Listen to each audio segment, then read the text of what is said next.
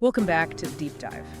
Today, we're going to be tackling entrepreneurship, but, with a bit of a twist. Okay. We're diving into the world of the $100 startup, starting a successful business without, breaking the bank. Right. You sent over Chris Guillebeau's book, The $100 Startup, and some additional materials, and I'm already intrigued. It's definitely a different perspective from what you usually hear. Yeah. So much business advice focuses on, raising all this capital and having these complex business plans. Yeah.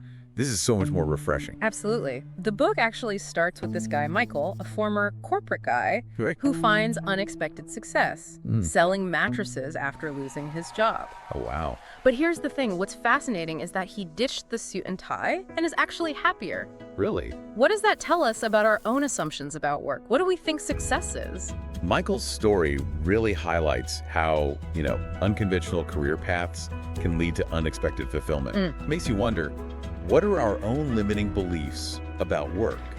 And what possibilities are we overlooking because we're stuck in those old ways of thinking? That's such a great point. And it's not just Michael. Oh. There's Sarah, who opened a successful yarn store during, can you believe this, an economic downturn. Wow. She credits her success to being a keen shopper, Yeah. really understanding what was missing in the market. Sarah's story is a great example of how we can leverage, our existing knowledge and passions to create a successful business. Yeah. Challenges the idea that you need formal business experience to succeed. Right. Sometimes being a passionate insider is even more valuable. Totally. Yeah. Okay, so Guillebeau didn't just randomly choose businesses for his book. Right. He had specific criteria. Okay. First, he focused on businesses that anyone could run with maybe a bit of training. Oh, okay. This makes entrepreneurship feel so much more accessible, wouldn't you say? Absolutely. Right. It democratizes it, showing that success isn't limited to people with, specific backgrounds or resources. Right. You don't necessarily need an MBA or a trust fund to start something meaningful. And here's the part I love. Go. Full financial disclosure from every entrepreneur featured. Wow. We get actual numbers, income, and expenses. It's great. Real transparency, which is so rare. Incredibly valuable. Yeah. It gives a much more realistic and grounded understanding of what to expect, on this journey. Yeah. No sugarcoating, just real-world data. Exactly. Finally, he focused on small-scale operations, primarily solopreneurs, Okay. those who prioritize freedom over massive growth. That focus is really important because it highlights a different definition of success. One that prioritizes, work-life balance and personal fulfillment. Right. It's not always about building a corporate empire. Sometimes it's about creating a sustainable lifestyle on your own terms. I like that. Yeah. One of the most intriguing concepts in the book is convergence. Guillebeau talks about finding that sweet spot where your skills and passions Yeah. intersect with a market need. Right. How can someone even begin to identify that? It can seem daunting, Yeah. but it's more about recognizing existing strengths than inventing something entirely new. Oh, Think of it like a Venn diagram. Yep. Your skills, your passions, and the problems you see around you. okay. The convergence is where they all overlap. Right. That's where you can offer truly unique value. It's like that aha moment where you realize you can solve a problem using something you already enjoy doing. Exactly. Take Brandon, for example. He's a music teacher who built a successful software business. Really? He was already earning a good living, but his software brings in over $30,000 a month. Wow. It was a side project that tapped into a need he saw among other music teachers. Brandon's story is a fantastic example of how we can identify unmet needs within our existing networks and then leverage our skills to create solutions. Right. It reminds me of a client she was a graphic designer Okay. who was passionate about sustainable living. She started offering workshops on creating eco-friendly packaging designs for small businesses in her area. Oh, wow. It was a perfect convergence of her skills, her passion, and a growing market need. That's fantastic. And it makes you wonder, what hidden talent or passion do you have that could be monetized? That's a good question. What problem are you uniquely positioned to solve within your own circles? Think about it. We'll come back to that later. Okay. Now, Guillebeau travels the world, which is something many of us dream of doing. Yeah. Location independence is a big theme in the book, and he even launched his empire-building kit from a train. Wow, really? But he's very clear. You need a solid business foundation before hitting the road. He's right to emphasize that. Yeah. It's about possibility, not obligation. Location independence doesn't mean you have to be constantly on the move. Right. It's about the freedom to choose where and how you work, not a mandate to become a digital nomad. Okay, now let's talk about creating an irresistible offer. Guillebeau argues that we need to go beyond surface-level wants Right. and uncover hidden needs. Yeah. Sometimes what people say they want is different from what they actually want. That's a really important point. Yeah, Highlights the importance of understanding your target audience deeply right. and not just relying on assumptions. It's about asking the right questions and truly listening to what your customers are telling you, even between the lines. He tells the story of Kyle, a wedding photographer. Oh, Clients told her they didn't want traditional posed photos, saying, we're not into old school. yeah. But Kyle realized they still wanted those key moments captured, just in a more natural, candid way. Okay. Her business boomed because she understood the real need, not just the stated preference. It's a great example of how understanding the emotional drivers behind a customer's request can lead to a truly successful offer. Yeah. It's not just about fulfilling a functional need, Uh-huh. but also catering to their deeper desires and aspirations. And it's not just about what you offer, but how you present it. Right. Guillebeau emphasizes focusing on emotional outcomes, not just features. Yeah. He talks about Perna, who teaches people how to use spreadsheets. Spreadsheets. Not exactly the sexiest topic, right? No. But she framed it as a way to become a workplace hero, Oh. simplifying tasks and impressing bosses. Perna's story is a brilliant example of finding the emotional hook, even for seemingly mundane tasks. Yeah. We all want to feel competent and valuable, and she tapped into that desire beautifully. Right. It's about understanding what truly resonates with your audience, their aspirations, their fears, their hopes. And on that note, Guillebeau shares his own experience with the Travel Ninja project, which failed initially. He was trying to solve a problem he thought people had, not a problem they actually cared about or were willing to pay for. Oh, I see. What a valuable lesson. That's why market research and testing are so important. Yeah. It's easy to get caught up in our own ideas and lose sight of what the market actually demands. Right? We need to be willing to challenge our assumptions and be open to feedback, even if it means pivoting from our initial vision. So you've got your awesome idea, you understand your audience, Yeah. you've crafted the perfect offer. Okay. Now it's launch time. Guillebeau compares a successful launch to a Hollywood movie premiere. Makes sense. Yeah, It's about building anticipation and excitement, right. creating a buzz, a sense of exclusivity, Yes. making people feel like they are part of something special. He uses his own experience launching the Empire Building Kit from a train, on his birthday no less. Oh, wow. It's about creating a story, generating buzz, and building a relationship with your audience from the start. It's not just about sales. Right. It's about building a lasting connection, Yeah. a community of people who are invested in your journey and excited to see what you create. Now, the big question for many entrepreneurs, how do I grow, is bigger always better? Guillebeau offers 3 paths, Okay. each illustrated by real-life entrepreneurs. Okay. We have Stay Small with Cherie Verard, the web designer who prioritizes quality of life over massive income. Okay. Go Medium with Tom Bin, who built a successful manufacturing business. Those examples really highlight the diversity of paths within the entrepreneurial world. Yeah. It's not a one-size-fits-all model. Right. You get to choose what success looks like for you. And we can't forget Split the Difference, embodied by Jessica Regan-Saltzman. Oh, right. She scaled up her bookkeeping business, but then returned to a solo model for greater flexibility. Jessica's journey reminds us that our priorities and goals can evolve, and it's okay to adjust our business model to reflect those changes. Yeah, Sometimes scaling back can be just as strategic as scaling up. right. It's about finding the right fit for your life. Okay, we've covered a lot on Val.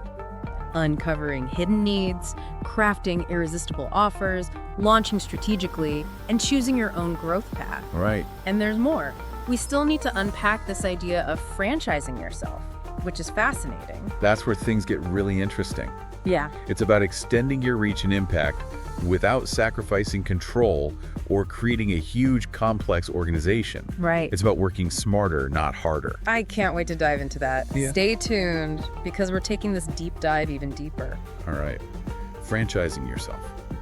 It's a powerful concept. Yeah, it It's is. about, leveraging partnerships and outsourcing Yeah. strategically For sure. to extend your reach without having to, clone yourself or take on a massive workload. Right, it's like creating these, mini versions of yourself out in the world, spreading your message and impact further than you could on your own. Yeah. But how does it actually work in practice? What are some concrete examples of franchising yourself? Well, one of the most common ways is through outsourcing.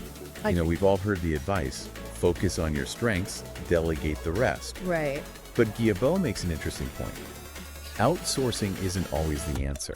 Really? It depends on, your business and your personality. So it's not just like blindly handing off tasks to anyone. Exactly. You need to be strategic about it. Yeah. He actually argues that you can design your business to minimize the need for outsourcing in the first place. Oh, interesting. Sometimes it's about, streamlining your processes, automating tasks, or simply choosing to focus on a smaller niche where you can manage everything yourself. That makes sense. So if you do decide to outsource, what are some of the pitfalls to watch out for? Well, one thing he cautions against is outsourcing tasks that are, core to your brand identity. Like if you're a designer and your unique style is what draws customers to you, Right. outsourcing the design work might not be the best move. Yeah. You could lose that personal touch that makes your business special. You would lose control of that. Exactly. Yeah. And he also talks about how outsourcing can sometimes create more work in the long run. Oh, really? You might end up spending more time managing contractors than you would have spent doing the task yourself. Oh, so true. Yeah, and there's always the risk of, miscommunication or a disconnect in quality. Right. So it's important to weigh the potential downsides carefully before jumping into outsourcing. Okay, so what are some other ways to franchise yourself besides outsourcing? Affiliate programs are another great option. This is where you partner with other people who have an audience that aligns with your target market. Okay. They promote your products or services, Okay. and you pay them a commission on any sales they generate. Okay, so it's like leveraging someone else's platform and influence to expand your reach. Exactly. Okay. But Guillebeau cautions against simply, throwing up a generic affiliate link and hoping for the best. Right. He emphasizes building genuine partnerships with your affiliates, treating them well, and providing them with the resources and support they need to succeed. He even talks about how he structures his own affiliate program Yeah. to ensure his partners are earning a fair share of the profits, Right. even more than he earns in some cases. He understands that a successful affiliate program is about creating a win-win situation. It's about building long-term relationships, not just like transactional exchanges. So it's not just about finding people with a large audience, it's about finding the right people That's exactly. who genuinely believe in your product and can authentically recommend it to their audience. Exactly. And that leads us to another key aspect of franchising yourself, strategic partnerships. Right. This is where you team up with other businesses or individuals who have complementary skills or audiences. Yeah, Guillebeau teams up with career coach Pamela Slim to offer a workshop on escaping cubicle life. Okay. Their combined expertise and audience reach led to a sold-out workshop in just 90 minutes. Wow, that's incredible. It's a perfect example of synergy in action. When you find the right partner, you can amplify your impact exponentially. Right. It's about leveraging each other's strengths to create something greater than you could achieve individually. It's not just about, launching products or services together. Right. Right. Partnerships can take many forms, cross-promotions, sharing resources, even just, exchanging knowledge and advice. The possibilities are endless. Yeah. It's about being open to collaboration and recognizing that we don't have to do everything ourselves. There's power in finding the right people to support and amplify your vision. Now, all of this sounds great, but where do you even begin? How do you actually figure out how to franchise yourself in a way that works for your specific business? Well, Guillebeau provides a practical tool called a business audit. Okay. It helps you, assess your current operations and identify areas for improvement or potential bottlenecks. It's like giving your business a thorough checkup to see what's working, what's not, and where you can, optimize things. One of the key questions he poses in the audit is, where do you make money?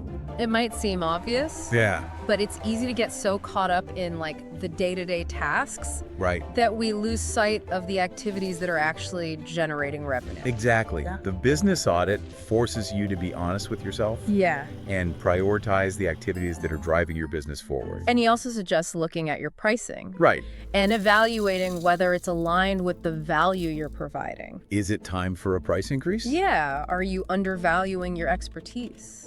Exactly. These are tough questions, but important ones to ask. He also talks about adding, upsells and cross-sells to your offerings. Right. Finding ways to increase the average transaction value from each customer. So it's about working smarter, not just harder. Exactly. Right, getting more out of the relationships you already have with your customers. It's about creating a win-win situation where your customers are getting even more value from you and you're able to grow your business sustainably. Okay, so we've covered a lot of ground with franchising yourself, outsourcing, affiliate programs, strategic partnerships, the business audit. Right. It's a lot to take in, but what's the key takeaway? I think the main message is that you don't have to do it all alone. There are so many creative ways to leverage the power of collaboration and delegation to extend your reach and impact. It's about building a network of support. Yeah. Finding ways to amplify your message and creating a business that works for you, not the other way around. And remember, it's not always about growing bigger. Right. Sometimes staying small can be the key to maintaining control, Yeah. flexibility, and ultimately your own sanity. The beauty of the $100 startup model is that it empowers you to define your own version of success. Yeah. But it's not just about sitting back and waiting for things to happen. Right. Guillebeau also talks a lot about the importance of hustling, That's right. which is a word that can sometimes have negative connotations, but he redefines it in a positive light. What does hustling mean in the context of the $100 startup? For Guillebeau, it's about creating something remarkable Okay. and then proactively putting it out into the world. It's about being passionate and persistent, building relationships and connecting with your audience authentically. Okay. It's definitely not about being pushy or manipulative. So it's not just about working hard, it's about working smart and working with intention. Exactly. Okay. He even talks about Elizabeth McCrellish, who, runs a summer camp. Okay. She has a very low-key Amish-style selling model, Really? but she still started by recruiting friends and supporters to help spread the word. It's a reminder that even in the most unconventional businesses, building relationships and getting the word out are crucial for success. Yeah. You can't just build it and expect people to come, you have to invite them in. He also uses the example of Karen Starr, who owns Hazeltree Interiors. Instead of spending money on traditional advertising, Right. she invested in a huge, colorful mural on the side of her building. Oh, wow. It became a local landmark, generating far more buzz and attention than any ad campaign could have. So it's about thinking outside the box, Yeah. finding creative ways to stand out from the crowd and making your business a part of the community. And it's about giving more than you take, being genuinely helpful, and building relationships that benefit both parties. Right. It's about cultivating goodwill and reciprocity. So it's about shifting from a martyr mindset to a hustler mindset, I like that. where you're actively creating, connecting, and putting your work out into the world with confidence and enthusiasm. That's a great way to put it. It's about taking ownership of your success Right. and engaging with your audience and your community in a meaningful way. One of the most powerful hustling techniques he advocates for is strategic giving. Can you explain what he means by that? Strategic giving is about finding ways to provide value to others without expecting anything in return. It's about being genuinely generous with your time, Right. your knowledge, and your resources. He contrasts this with the airport solicitor approach, where people, offer help with ulterior motives, Yeah, hoping to manipulate you into buying something or signing up for their service. right. That kind of, disingenuous approach ultimately erodes trust and damages relationships.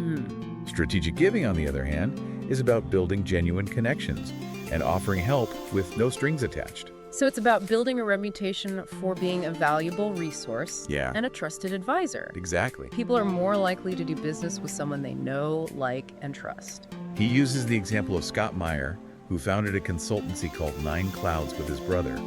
They help small businesses in South Dakota improve their communication to reach more customers.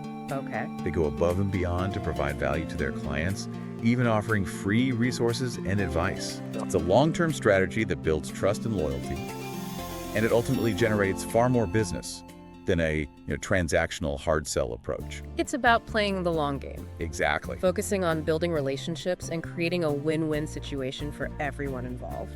And that brings us to another important point. Yeah. Saying yes more often. I love that. But isn't there a danger in saying yes to everything? Sure. How do you know which opportunities to embrace and which ones to decline? He's not advocating for blindly saying yes to every request that comes your way. Okay. It's about being open to possibilities, stepping outside your comfort zone, Right. and embracing opportunities that align with your values and goals. Guillebeau himself says that all his successes have stemmed from saying yes to unexpected opportunities. Oh, interesting. He took a chance, he put himself out there, and it paid off. It's about recognizing that sometimes the most rewarding experiences come from the paths we didn't plan on taking. This whole idea of hustling can seem intimidating, especially if you're like an introvert or not comfortable with, self-promotion. Right. What advice does he have for people who might be hesitant to put themselves out there? He acknowledges that it can be a challenge for some personalities, Yeah. but he emphasizes that it's a skill that can be learned and cultivated over time. Okay, what are some practical steps people can take to start incorporating hustling into their daily routine?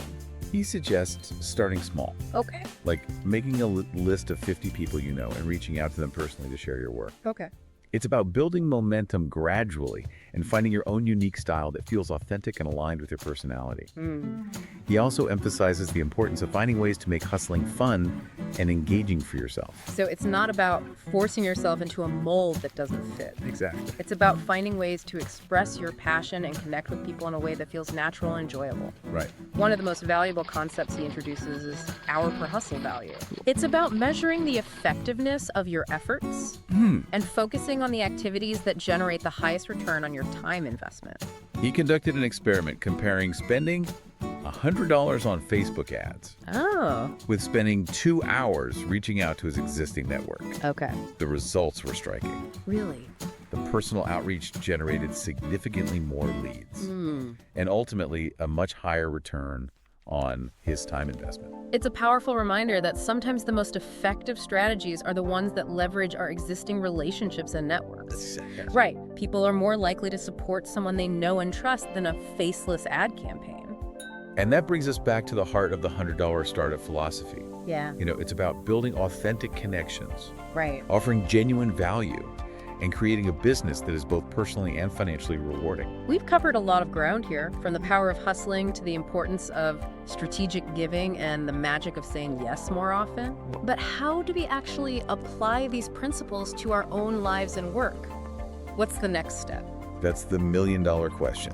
And that's what we'll explore in the final part of our deep dive into the $100 startup. Okay. We'll discuss how to turn these, inspiring stories and strategies Yeah. into actionable steps you can take to create a business and a life you love.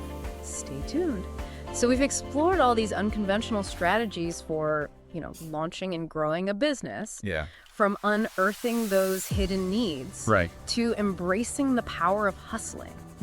The $100 startup really makes you think differently about things. It does. But now let's turn the spotlight on you. Okay. How can you apply these principles to your own work and life? That's the crucial question. Right. We've heard inspiring stories. We've explored all these intriguing strategies. Yeah. But what's the one small step you can take today Right. to move towards your own $100 startup dream? Right. It doesn't have to be a giant leap, Maybe it's finally committing to that side hustle you've been, daydreaming about. Right. Even just 30 minutes a day can make a difference. Or perhaps it's, reaching out to someone in your network who's already doing something you admire. Pick their brain. Ask for advice. Yeah. Learn from their experience. Guillebeau talks about action being the antidote to fear. Right. The more you do, Yeah. the less intimidating it becomes. Exactly. And remember, it's okay to start small Yeah. and iterate as you go. Yeah. Don't get bogged down in perfectionism or over planning. Right. Launch that minimum viable product and get feedback.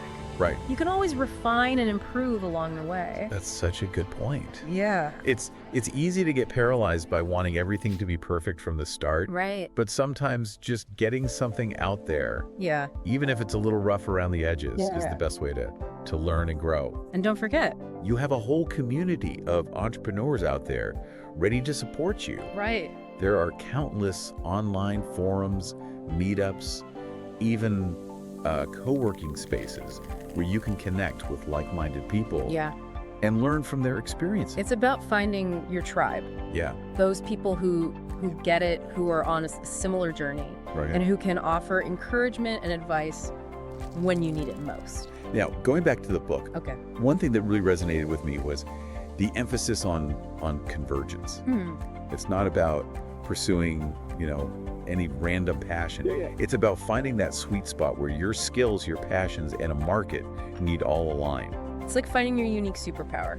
Yeah. That thing you can do that lights you up and that other people are willing to pay for. Right.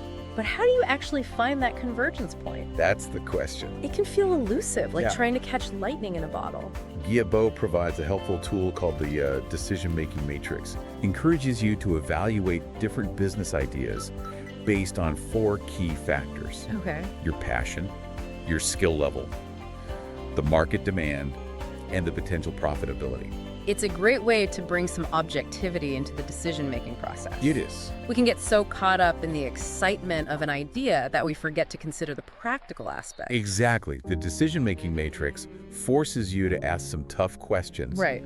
Am I truly passionate about this? Yeah. Do I have the skills to make it work? Is there a real market need for this? Right. Can I make a profit doing this? It's about finding that balance between, heart and head, Right. passion and practicality. Once you've identified your sweet spot, Yeah. the next step is to craft an irresistible offer. This is where you really need to understand your target audience. Right. What are their desires, Yeah. their pain points, their aspirations? Guillebeau talks about, digging deeper to uncover those hidden needs. It's not just about offering a product or service. It's about offering a solution to a problem, a transformation, a feeling.